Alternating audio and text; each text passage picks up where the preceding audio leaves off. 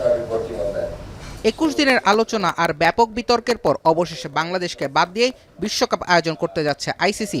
ভারতের মাটিতে বাংলাদেশের নিরাপত্তা শঙ্কার আপত্তিকে অগ্রাহ্য করেই বৈশ্বিক আসর আয়োজনের ভাবনায় সংস্থাটি। তবে এমন সিদ্ধান্তে সাবেক ক্রিকেটার, ক্রিকেট সংগঠক আর গণমাধ্যমের তোপের মুখে পড়েছে তারা।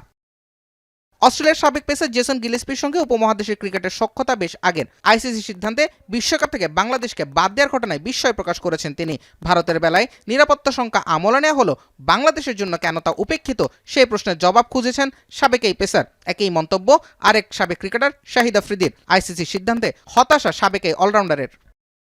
এছাড়া বিশ্বকাপ থেকে বাংলাদেশে বাদ পড়ার ঘটনায় ক্ষুব্ধ পাকিস্তান ক্রিকেট বোর্ডের প্রধান মোহসিন নাকভি জানিয়েছেন তার দেশেরও বিশ্বকাপ অংশগ্রহণ নিয়ে প্রশ্ন রয়েছে।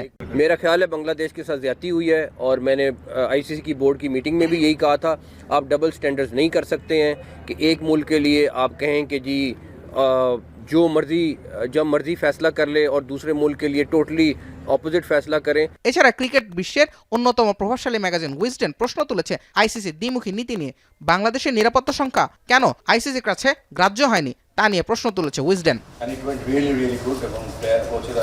জুবায়ের আহমেদ, এখন।